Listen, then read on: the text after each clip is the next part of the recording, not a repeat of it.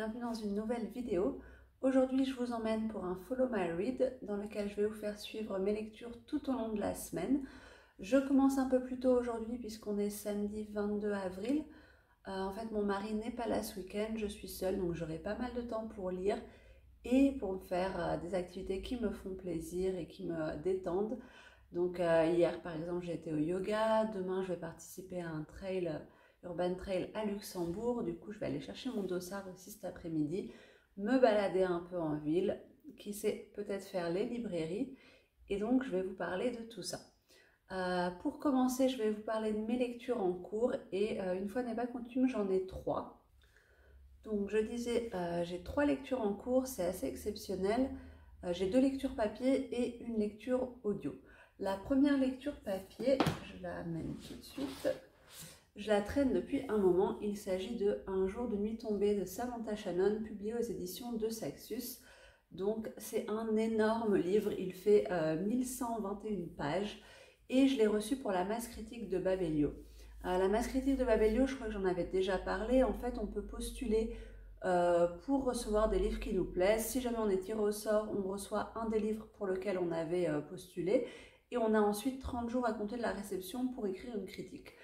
Là, je suis assez en retard puisqu'il me reste 6 jours pour écrire ma critique et il me reste encore un bon tiers du roman à lire. J'en suis page à peu près 750. Alors, ce roman, c'est de la fantaisie que je qualifierais un peu de fantaisie médiévale. Donc c'est pas de l'urban fantasy, on n'est pas à notre époque, on est à une époque, on est dans un monde complètement différent, mais à une époque bien antérieure.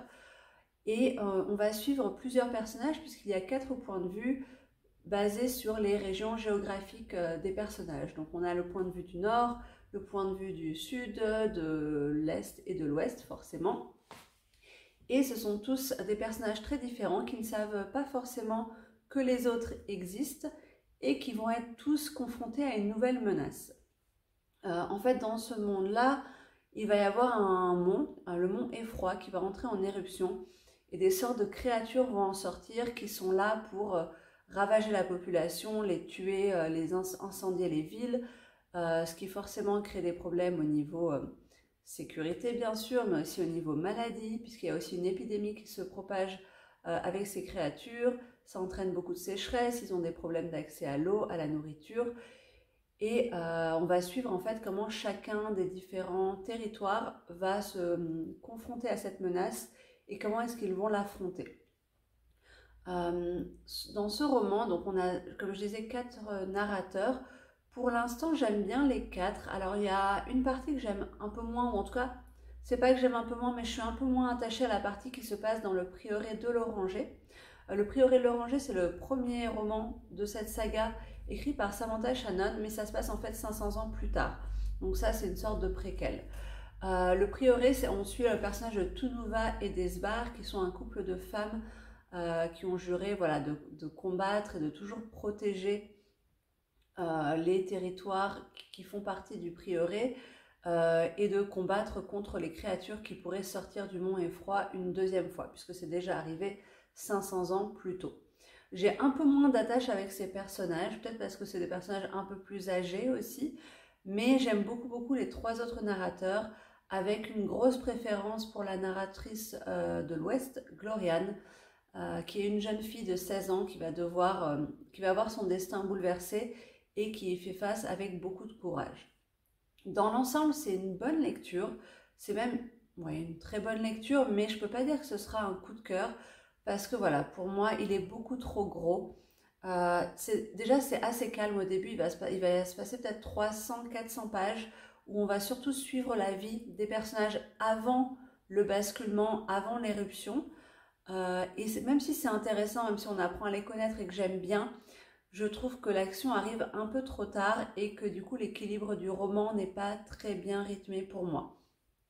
Ce qui fait que forcément après 700 pages, j'ai hâte de le finir en fait. Même si j'aime beaucoup l'histoire, même si quand je le lis, je le prends, je lis 50-60 pages d'un coup avec plaisir, ça devient un peu pesant comme lecture parce que pour moi ça aurait pu être un peu plus condensé, peut-être 200-300 pages de moins, faire quelque chose de plus, disons, qui va un peu plus droit au but.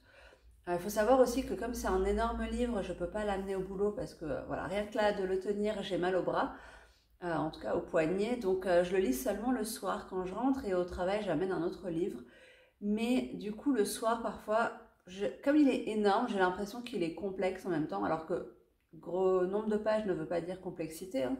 Mais du coup parfois j'ai pas envie de le reprendre le soir, donc je ne lis pas et donc ça fait 3 semaines, non 2 semaines que je le traîne. Parce que franchement, voilà, 700 pages en 2 semaines, c'est pas énorme. Je pensais que je l'aurais fini aujourd'hui ou demain. Mais là, clairement, ce ne sera pas le cas. Donc, j'espère quand même le finir d'ici mardi, mercredi, pour avoir le temps de faire le point et d'écrire ma chronique. Mais ça reste quand même une bonne lecture. C'est un roman qui est très bien écrit. Les personnages sont assez fouillés. Enfin, leur psychologie est hyper intéressante. Il y a énormément de diversité aussi dans ce roman, mais qui n'est pas présentée comme de la diversité dans le sens où c'est quelque chose de tout à fait naturel. Elle ne va pas nous l'expliquer ou mettre en avant ces personnages de manière particulière, c'est juste, c'est comme ça. Et je trouve que c'est vraiment très intéressant. Donc c'est un bon roman de fantasy et je pense que si vous avez l'habitude de la dark fantasy ou de la fantasy voilà, avec des dragons, avec plein de créatures, c'est quelque chose qui peut énormément plaire. Mais peut-être que si comme moi, vous lisez pas énormément de fantasy ou de la fantasy peut-être parfois un peu plus simple, ça peut être une grosse pièce à appréhender. Ensuite, comme il me faut un roman pour lire en parallèle, actuellement je suis plongée dans Un soupçon de sorcellerie de Michel Harrison, publié chez Seuil Jeunesse. Je vais peut-être enlever le marque-page. Donc voilà, le livre est magnifique, il est doré, il est tout beau. Et alors, en fait, sur chaque couverture, c'était pareil pour le premier tome, Une pincée de magie, vous avez plein d'éléments qu'on ne comprend pas au premier abord et qui en fait ont tous un sens. Et ça, j'aime vraiment beaucoup ce petit souci du détail. Dans ce roman, on suit de nouveau les trois sœurs Windershin, donc Betty, celle du milieu et qui est l'héroïne principale, on va dire, c'est en tout cas celle par laquelle on ressent les émotions, ce qu'elle pense tout au long du roman. On a sa petite sœur Charlie et on a sa grande sœur Fliss. Et en fait, elles vivent à Crowstone, qui est une sorte de bourgade complètement, j'allais dire insalubre, mais non, c'est une bourgade dangereuse, juste à côté de la prison. C'est sombre, c'est sans joie. Et ça fait très longtemps qu'elles ont envie d'en partir. Elles rêvent d'aventure, surtout Betty. Et dans ce tome-là, elles vont devoir venir en aide à une jeune fille qui est accompagnée d'un feu follet et qui cherche à se rendre sur une île mystérieuse. Et elles vont le faire d'autant plus que leur petite sœur Charlie a été enlevée à la place de la petite fille. Donc par des personnages dont on apprend petit à petit quelle est leur réelle intention. Et donc les deux sœurs vont se lancer avec Willow, qui est la petite fille au feu follet, à la recherche de leur petite sœur pour la sauver. J'aime énormément cette littérature jeunesse, cette saga. Pour l'instant, il y a 4 tomes de sortie en VO. Je ne sais pas combien il va y en avoir en tout. Mais je trouve que c'est très rafraîchissant. C'est à mon avis, par rapport à l'âge, je la recommanderais à partir de l'âge de 8-9 ans. Il y a cet aspect de sororité entre les sœurs que j'aime beaucoup. Elles vont se lancer des piques, elles vont parfois voilà, se chamailler, mais il y a vraiment ce lien fort, cet amour qui les unit, qu'on ressent énormément et que je trouve très touchant. Il y a beaucoup d'humour aussi.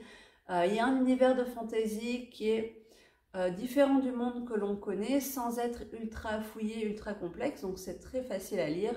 Ça reste très léger et ça fait appel à des personnages, on va dire, de notre enfance, enfin, dans le sens où ça fait appel un peu, il y a un côté un peu conte de fées. On va avoir les sorcières, les chaudrons un peu magiques, les corbeaux, les pirates, les trésors enfouis quelque part. Le côté quête, à chaque fois, elles doivent récupérer quelque chose, que ce soit bien sûr leur sœur ici, mais en même temps, il y a d'autres quêtes accessoires qui vont leur en apprendre plus, parfois sur leur vie, parfois sur leur famille. Donc c'est vraiment un roman dans la pure tradition, je dirais, du conte initiatique de fantasy, destiné aux enfants, mais qui passe très très bien pour les adultes aussi. Et c'est une saga que j'adore, je suis hyper contente de lire ce tome 2. Là j'ai lu une grosse partie, hein, puisque j'en suis page 275 et je crois qu'il y en a 410. Donc mon objectif du week-end, c'est d'avoir fini ce roman-là. Comme je vous disais, Un jour de nuit tombée, c'est le roman que je lis le soir. Un soupçon de sorcellerie, c'est le roman que je lis au boulot les midis. Et j'ai donc un troisième livre en cours, cette fois-ci un livre audio que j'utilise pour mes trajets. Il s'agit de L'aube sera grandiose de Anne-Laure Bondou, publié, il me semble, chez Paul Fiction. Donc c'est ces couvertures jaunes là, que j'apprécie pas énormément. Et encore là, c'est les anciennes versions où le titre n'est pas écrit en grosses lettres bleues, on dirait un livre sorti de chez Ikea. Et je crois qu'il a été aussi publié chez Folio, parce que souvent Gallimard Jeunesse et Folio publient les mêmes romans. Mais chez Folio, je pense que ça pour attirer le lectorat adulte, et chez Gallimard Jeunesse, du coup, pour attirer plutôt les adolescents.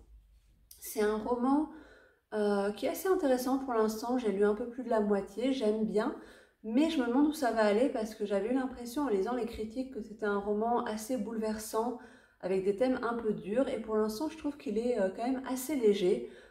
C'est plutôt une lecture que je qualifierais de feel good, mais pas feel good au sens où on a des phrases de développement personnel disséminées toutes les 3 pages, où on a des personnages avec des destins hyper clichés. Je trouve que c'est quand même un peu plus profond que ça. Dans ce roman, on va suivre une jeune adolescente, Nine, qui a 16 ans, et qui un soir est emmenée par sa mère dans sa voiture, et elle l'emmène dans une cabane au bord du lac, et elle va décider de lui raconter un peu l'histoire de sa vie et l'histoire de sa famille. Au début, Nine, elle est assez fâchée, en fait, elle est assez en colère, puisque sa mère l'amène pile la nuit où il devait y avoir la grosse soirée du lycée, où elle espère voir le mec qui l'a fait craquer, donc elle ne comprend pas qu'est-ce qui peut bien passer par la tête de sa mère. Et en fait, elles vont arriver dans cette cabane, et petit à petit, sa mère va lui raconter son histoire. Et donc, on va avoir des flashbacks où on a l'histoire de Titania, c'est le nom de la mère, lorsqu'elle était jeune, avec sa mère à elle et avec ses 2 frères, qui sont des frères jumeaux. Et on va suivre un peu toute leur histoire qui commence dans les années 70. Donc c'est hyper sympa de ce côté-là, puisqu'on a un peu toute la pop culture des années 70 aussi. On va avoir les stars de l'époque qui sont mentionnées, les films, les chanteurs, les présidents, les personnes qui ont participé au Tour de France ces années-là. Donc il y a vraiment une immersion assez importante dans la France des années 70 et ce qui pouvait la faire vibrer. Là, on s'approche des années 80. Et je trouve que c'est très bien retransmis. En tout cas, moi, j'aime beaucoup cet aspect-là. Le ton me plaît beaucoup aussi. C'est assez léger. Il y a un peu d'humour. Et je trouve qu'il y a beaucoup de naturel dans les relations, dans les dialogues, dans la façon dont les personnages interagissent les uns avec les autres. C'est fait, ça me paraît complètement vrai en fait quand j'écoute les dialogues. Alors, je ne suis pas hyper fan des narratrices. Il y a 2 narratrices. J'aime pas trop la façon dont elle parle, du coup je l'écoute en 1.25 parce que sinon c'est vraiment trop lent et on a l'impression qu'elle détache chaque syllabe et j'ai un peu de mal avec la narration, j'ai un peu de mal avec le ton employé parfois, mais bon je passe outre parce que ça reste quand même une très bonne lecture. On découvre des personnages vraiment attachants, notamment Titania quand elle était jeune et ses 2 frères. Donc là, j'attends d'avoir petit à petit la résolution de tous ces mystères. Pourquoi est-ce que Tania n'a plus jamais parlé à sa mère depuis si longtemps? Pourquoi est-ce qu'elle n'est plus venue à cette cabane au bord du lac depuis longtemps? Pourquoi est-ce qu'elle n'a plus vu ses frères depuis longtemps? Qu'est-ce qui a bien pu se passer dans leur famille qui a fait que ça a entraîné tellement de bouleversements? Et qu'elle et ses frères, qui avaient l'air quand même assez soudés dans leur enfance, ont pu se détacher les uns des autres? Et pourquoi est-ce que Titania a élevé sa fille Nine toute seule sans l'appui de sa famille? Donc ce roman-là, je pense que je l'aurai fini la semaine prochaine en fonction des trajets que je vais avoir. Mais pour l'instant, c'est une lecture que je recommande. Je vais vous laisser là pour aujourd'hui. En tout cas, je ne pense pas que j'aurai beaucoup d'updates à faire. J'espère finir, comme je vous disais, un soupçon de sorcellerie dans le week-end. Donc je pense que je reviendrai dimanche soir pour vous faire un petit point sur mes lectures. Salut!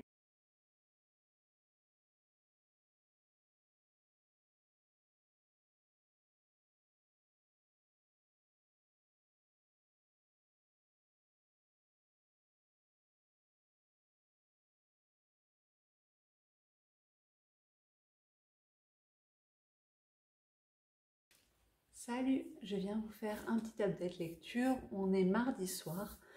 Je devais venir plus tôt, mais finalement, en fait, j'ai pas lu tant que ça pendant le week-end.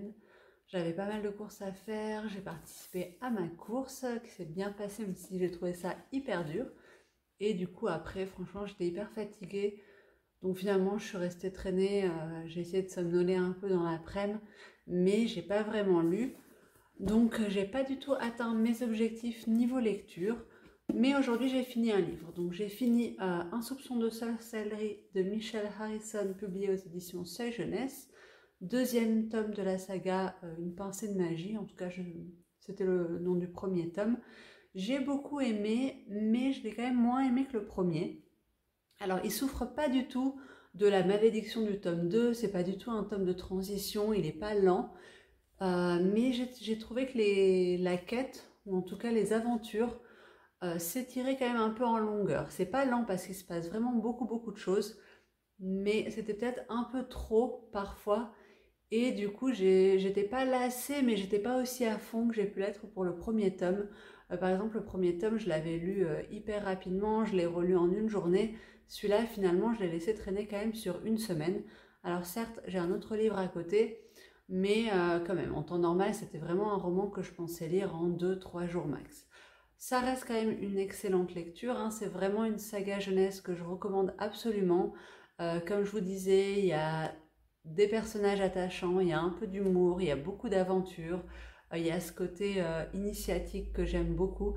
Et c'est vraiment une saga que je vais continuer à lire et qui va devenir une de mes sagas doudou et que je relirai, ça c'est sûr.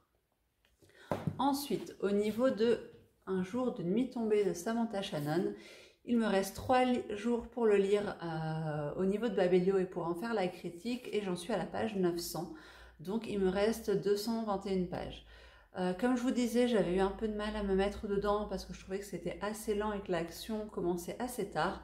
Là, vraiment, je trouve que depuis une centaine de pages, on est dans le vif du sujet, ça devient beaucoup plus intéressant.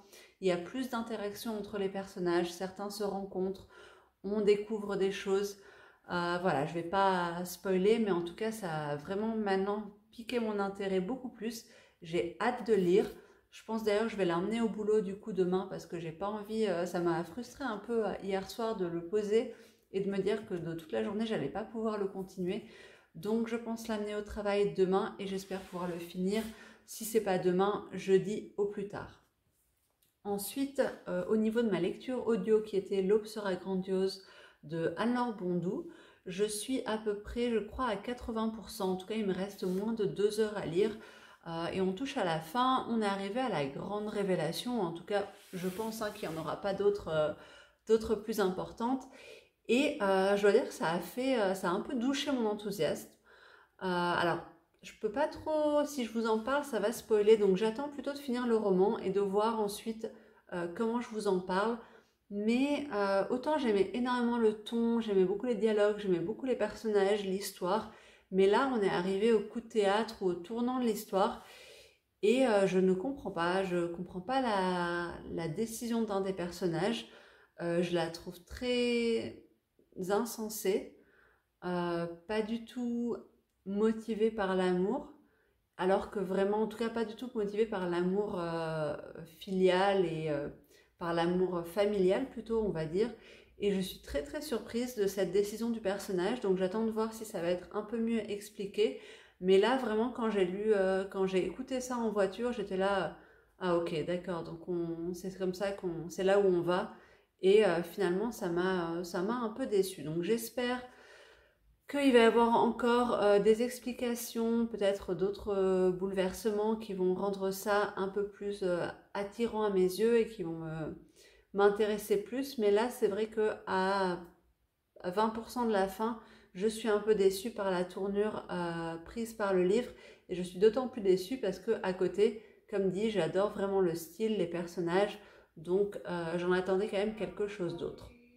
Voilà, je reviendrai vous parler de tout ça bientôt, donc j'espère ou demain ou après-demain au plus tard. Salut! On est dimanche matin et je viens vous faire un peu le point sur mes dernières lectures. Pour commencer, j'ai enfin fini Le Prieuré de... non, n'importe quoi. Un jour de nuit tombée de Samantha Shannon, publié aux éditions de Saxus. J'ai eu le temps de faire ma chronique sans être en retard sur Babelio, donc ça c'est déjà une bonne chose. Et pour en reparler, mais vraiment très vite fait, parce que j'en ai déjà quand même pas mal parlé, comme dit, c'était une bonne lecture, mais qui aurait pu être beaucoup mieux selon moi, si le rythme avait été un peu mieux géré. J'ai trouvé que c'était un peu trop lent dans la première partie, trop rapide dans la deuxième, en tout cas pas trop rapide, mais ça s'accélère un peu plus dans la deuxième partie, et c'était plus intéressant à mon sens. Donc voilà, j'en reste un peu pas déçue, pas mitigée, mais j'en attendais un peu plus. D'autant plus que l'univers est génial, j'aime beaucoup l'écriture, j'ai trouvé que les personnages étaient intéressants, la politique, le monde créé, tout est vraiment top et je lirai Le Prieuré de l'Oranger avec plaisir, notamment parce que déjà j'ai aimé l'univers, de deux il est un peu plus court, je crois qu'il a genre 150 pages de moins, donc c'est toujours bon à prendre et c'est un peu moins complexe, donc je pense qu'après avoir lu celui-là, Le Prieuré de l'Oranger ça passera tout seul. Donc une bonne lecture, mais qui a pour moi un rythme trop inégal. Ensuite, j'ai fini ma lecture audio qui était L'aube sera grandiose de Anne-Laure Bondou. Et comme prévu, comme je vous le disais la dernière fois, énorme déception à partir du moment où il y a eu cette révélation. Pour expliquer un peu, et là je vais spoiler parce que sinon je vois pas comment je peux l'expliquer. Pour revenir un peu sur pourquoi je spoil, je trouve que voilà, il y a pas mal de romans où des fois on ne peut pas expliquer notre ressenti sans rentrer dans les détails. Et je trouve ça très frustrant de rester vague et de ne pas vraiment expliquer ce que j'ai ressenti parce que si je ne donne pas de détails, vous n'allez pas spécialement comprendre et à ce moment-là, la critique n'a aucun intérêt. Autant juste dire je n'ai pas aimé, j'ai été déçue et ça n'apporte rien. Je pense que ça apporte beaucoup plus si je spoil. Donc, de nouveau, si vous avez l'intention de lire le livre, ne passez ces moments-là, à part si vous aimez être spoilé. Et si vous n'avez pas l'intention, je vais rentrer un peu plus dans les détails. Donc, ce que je vous avais dit, c'est qu'on suivait une jeune femme, Titania, qui a emmené sa jeune adolescente Nine dans une cabane au bord d'un lac et qui entreprend de lui raconter pendant la nuit l'histoire de sa vie avec sa mère Rosémée, l'histoire de sa vie avec ses deux frères qui étaient des jumeaux dans les années 70, 80 et qu'est-ce qui s'est passé, pourquoi est-ce que Nine n'a jamais entendu parler de cette famille, pourquoi est-ce qu'elle n'a aucun contact. Et j'aimais vraiment beaucoup la plume, le style, les personnages, la façon dont l'histoire est racontée, les dialogues. C'était pas un coup de cœur, je sentais pas le coup de cœur venir, mais vraiment une très bonne lecture, très agréable. Et puis en fait, on a la révélation de pourquoi tout ça s'est effondré. Et pour expliquer un peu, donc la mère Rosémée va expliquer à ses trois enfants que leur père est en fait un brigand italien. Bon, brigand c'est peut-être un mot un peu vieux jeu, mais en gros, voilà, c'était un communiste, révolutionnaire, anarchiste, qui a été un peu un voyou, qui traînait avec les mauvaises personnes, qui fumait un peu trop, qui buvait un peu trop, et donc elle s'est enfuie quand elle s'est rendue compte qu'il devenait dangereux. Et des années plus tard, donc quand ses enfants avaient, la plus grande avait 20 ans et les autres avaient 16 ans, elle va retrouver le père, ils vont avoir une confrontation, il veut absolument voir ses enfants, ça devient un peu violent, elle le frappe et elle s'enfuit. Non sans oublier de lui piquer son butin puisqu'il avait justement, il venait de braquer je sais plus quoi, peut-être une banque, donc il y avait 10 millions de francs, elle amène le sac avec elle. Et à partir de là, elle va dire à ses enfants, bon ben maintenant c'est vraiment trop dangereux pour nous de continuer à vivre ensemble. J'ai piqué l'argent, donc ça, si c'est pas lui qui vient à mes trousses, ce sera ses associés, ses acolytes. Notre vie est en danger, je vais prendre 1 million, je vous laisse 9 millions à vous partager et on se reverra un jour quand tout sera de nouveau sécuritaire et que notre vie ne sera plus en danger.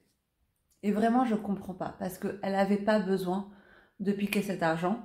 Alors je suis peut-être un peu naïve, mais voilà, elle n'en avait pas besoin et moi j'ai vraiment eu l'impression qu'elle a choisi l'argent versus ses enfants, quoi, en contre ses enfants, au lieu de continuer à vivre avec eux, au lieu de continuer à assurer leur éducation, puisque les deux plus jeunes ont 16 ans, et 16 ans c'est quand même très jeune pour les abandonner comme ça, au lieu de mettre toutes les responsabilités sur la grande sœur, je trouve qu'elle aurait dû rester avec eux, ou je sais pas si elle tenait absolument à piquer de l'argent, ben à la limite elle pique, je sais pas, 10 000 francs, 50 000 francs, et ça devrait être suffisant pour leur faire une vie un peu meilleure sans les mettre en danger. Ou alors même, autre solution, elles piquaient tout l'argent et ils se refont une vie, je sais pas moi, en Amérique du Sud ou dans un autre pays, dans un autre continent.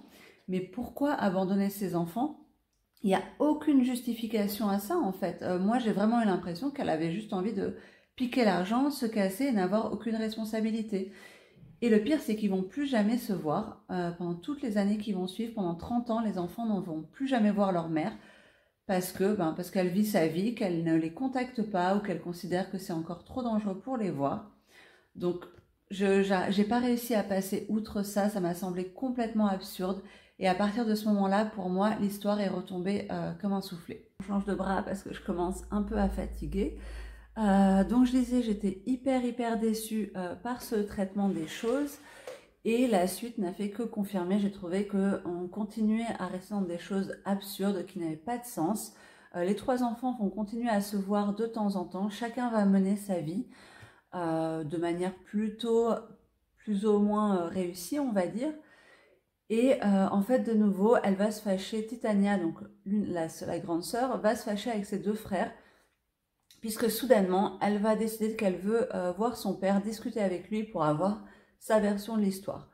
Ce que, en soi, je trouve pas si absurde de vouloir retourner sur ses racines et de vouloir avoir la version du père, mais ses frères vont pas du tout comprendre et ils vont beaucoup lui en vouloir, et pendant 18 ans, ils ne vont pas se parler, jusqu'à ce que le père, ça, en fait, elle lise un article de journal où il y a marqué que le père est mort en cavale après une histoire, voilà, une dernière opération malfaisante qui a mal tourné.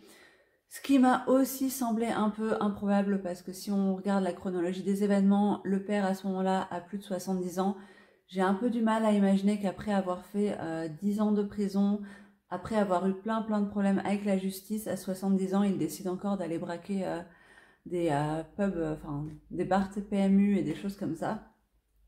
Donc bon, j'étais pas convaincue et la fin, au lieu de se finir en apothéose, d'avoir une fin forte et émouvante et marquante, j'ai trouvé qu'elle laissait l'histoire dégringoler tout doucement et j'ai perdu vraiment tout intérêt. Donc pour moi, une énorme déception d'autant plus forte que j'avais vraiment adoré le début. Alors c'est pas un roman que je noterais 1 ou 2 étoiles sur Babelio, par exemple, je pense que je vais le noter 3, je ne sais pas si je l'ai déjà noté, mais en tout cas si je le note, je le noterai plutôt 3, parce qu'il y a quand même beaucoup de bons éléments, mais voilà, le traitement pour moi à partir de les 3/4 du roman était raté. Je vois ma tête sur les vidéos et je me rends compte à quel point j'ai l'air hyper fatiguée, mais on avait une soirée très sympa hier et du coup on s'est couché un peu tard.